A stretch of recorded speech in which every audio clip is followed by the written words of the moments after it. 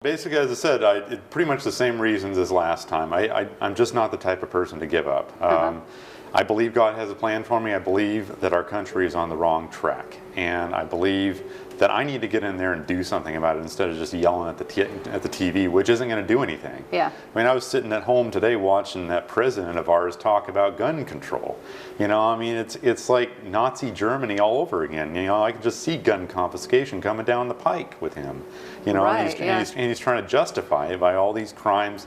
Half of them, I think, are probably faked or something like that. But I mean, the point is, it's a political agenda with him, and it's taking our country down the wrong path. And I have to get in there, I have to do something about it and work with my team to get in there in the first place and work with other fellow conservatives in Congress, both the Senate and the House of Representatives, to actually get our country back on the right track again. Yeah, well, it's going to take a lot of work. You know, the biggest problem, you know, is really the media. Well, I think the biggest problem is, honestly, the first thing is the lack of the church being involved, you know. We need to stand for what's right, for what's true, no matter where it is, even if it's in the political arena. And that's the one area we've stepped back. You know, we've let the, wrong entities come in, take over. Yeah. And here we are. So it's really our own fault. But secondly is the media. The media is not telling the truth. And so they allow Obama to lie. And it's really clear to say that he lies because he has a track record of it. You know, this is what he said then, this is what he said now, this is what he's doing. Exactly, yeah. But as far as gun control, see, he was against the Second Amendment when he was in college. Yeah, and, exactly. And so people know that went to college with him, and so they say that. And then when he was running for president, all of a sudden he's for the Second Amendment because it wouldn't have been popular. He was also for marriage between a man and a woman, supposedly. Yeah. And he didn't believe any of those things. And so for us thinking that now he's ready to take the bull by the horns, so to speak, and try to, keep school shootings from happening. And that based on, like that's his reason. That's not his reason. Yeah. I mean, the leopard's showing its spots finally in his last year of his presidency. And a lot of stuff, I was just watching that press conference today and I was just disgusted. I mean, you could see that his little I'm getting angry, or his little tear that he tried to cry or something like that. I mean, it seemed all fake, and it didn't seem real, and I know the lamestream media out there, not conservative organizations like yours, but I mean the lamestream media out there is going to spin it, oh, he's just so sympathetic, Yeah, that's not right, I don't believe that for a second. Yeah, there's a lot of good people that support him still because the media knows how to spin him. Yeah. And unless you're willing to go beyond that and look beyond, he is one scary dude. I mean, I don't see. Everybody is looking forward to the next election, and I'm thinking, he has himself all set up. Why is he gonna? What's going to happen next election? I'm not real optimistic about it. Personally, I think he's a dictator. I mean, granted, he was elected, yes, but I'm just going to call a lion or whatever. He's a dictator. Yeah, well, good for you. And it's true. Yeah, exactly. He lies. I see him lying on television. He referenced Chicago today as like, oh, there's so many gun violence. Well, let's see. Chicago has one of the toughest gun laws there is in the United States, yet there's so much gun violence there. I wonder why. Well, let's see. Criminals don't follow the laws, So I mean, it's just that simple. Yeah. Well, if there's a place where there is tight gun restriction, if somebody can get a gun, which they usually can somewhere, they know that they're pretty safe, and they can go to town for a while because nobody's going to be there to shoot back. Exactly. So it doesn't take a rocket scientist to figure that out, but if you believe, hear a lie often enough, loud enough, people start to believe it, and that's what's going on in the media. And so when you use the word dictator, that's the things that happened, the propaganda and everything campaign that's been going on in the media is the same thing that happened in Germany. Yeah. And just like I'm applaud Donald Trump for pointing some of these things out that nobody else is afraid, or everybody else is afraid to exactly call a spade a spade. Yep. But you're being bold enough, and you're saying what's really clear if people take the blinders off and look at the full picture. Exactly. It's not propaganda. I've never been the type of guy to sugarcoat. I'm a very direct guy. I mean, in that respect, I'm like Donald Trump. But I mean, I'm more of a Ted Cruz fan myself. He's a strong constitutionalist, but he calls a spade too.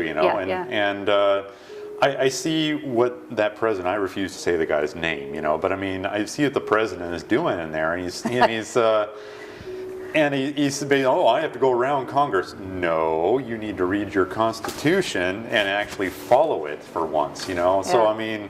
If you go around Congress, that's code for I'm a dictator. Yeah, exactly. And what the liberals out there don't realize in like the 2 blue islands we have in this state is that the Nazi was a short term for National Socialist. Well, they don't realize that. They refer to us Republicans as fascists or whatever. We're not fascists. They're the ones that are National Socialists. Right. And I mean, that's what fascism was, is Nazis, and right now the way I see it, the way our state and country is being run, it's kind of a cross between socialism and fascism, so, and we need to get away from that.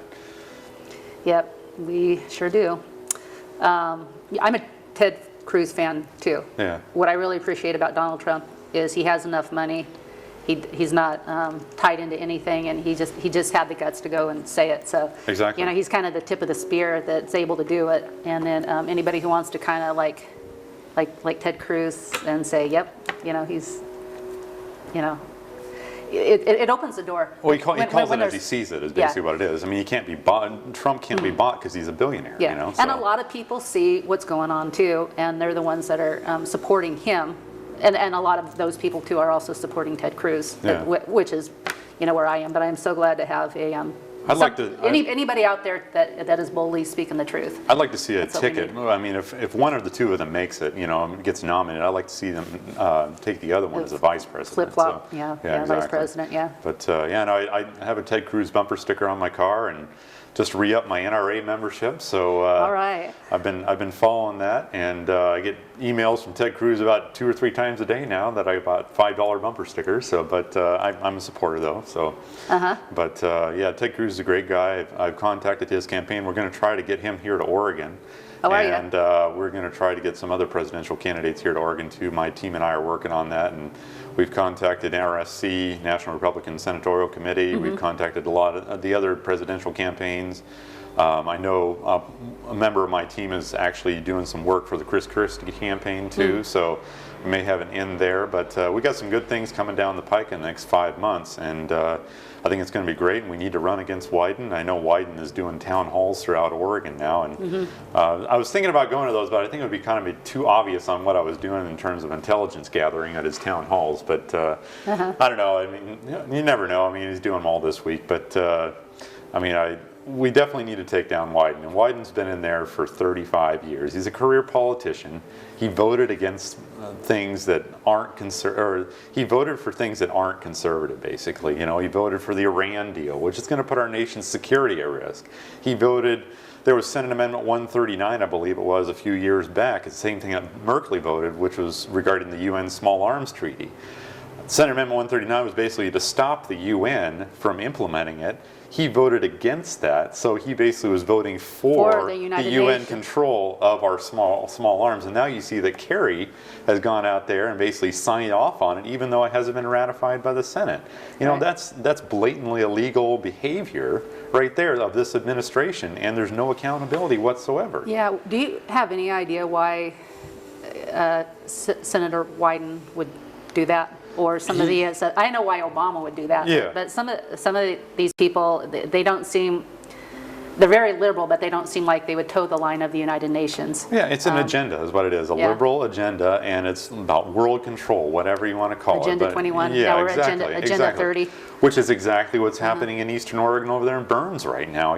They want control of all of our land, and these farmers, the Hammonds, are standing up for their rights, and they turn themselves into jail. But I mean, they shouldn't have to do that because they shouldn't have to be in jail. They've already served time, and it's double jeopery by them doing that. So I mean, that I can fully support what the Hammonds are doing over there, and their family, and the people that are over there in Burns. I support the Hammonds 100%. Because I realize they're standing up for what they believe in. They're standing up for their freedom against a tyrannical government, which is currently the United States. Which is coming down on them via the BLM. So. Yeah, the BLM. Yeah. Which they're not. I don't know that I know enough that the BLM is unconstitutional, but I mean, they're a problem. Exactly. You know, I mean, they shouldn't be owning land in the first place. You know, I mean, they can manage it, but they shouldn't be owning it or restricting or blocking it off to the people here. You know, so we, the people of Oregon, have that, and that's our land. You know, we need to get it back. Yeah, yeah. You know, and over half of Oregon is owned by a government.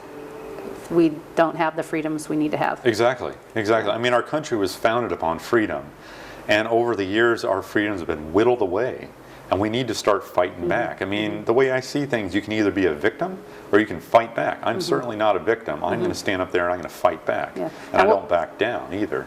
No, you don't. You don't, and that's good. What do you think of the Bundys? Bundys, well, I mean, that was they were in Nevada, but I mean, they're up there in Burns right now, from what I hear, supporting the effort of the Hammonds. Right, so, right. Well, a little bit different than that. I don't know unless anything has changed since I heard last. But the Hammonds don't really want them there at this point. They came in, they put up the protest signs, and you know, against what happened to them. Yeah. But then the son of the Bundys, and he's a Bundy too, said, "Okay, pick up arms and, you know, come and follow me. We're taking over this federal building." You were at that. Yeah. So yeah, what do you think of that?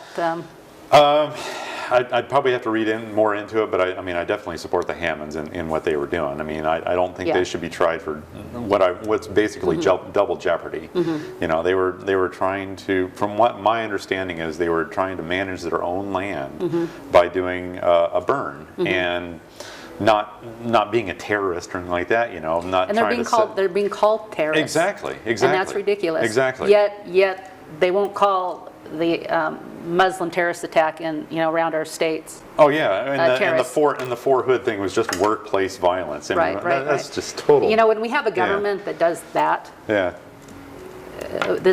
we have a scary government. I mean, when what they don't remember is that Eric Holder took over a federal building. You know, and what was he? Was he tried and convicted? No, he actually became the Attorney General of the United States. You know, so was this way back in the Weather Underground days? Exactly. Okay, I don't remember Eric Holder and that. I mean, obviously Bill Ayers. Do a Google search on it. Bill Ayers, and then Obama was friends with Bill Ayers, and then so Obama is part of the Weather Underground. Exactly. Kind of thing. And, so.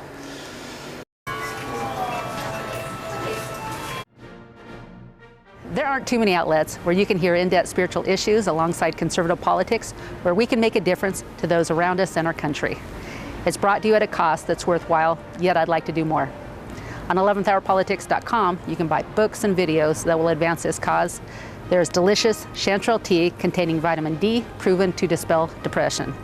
We have an art gallery and options to produce your own commercial or have us do it for you, along with other projects.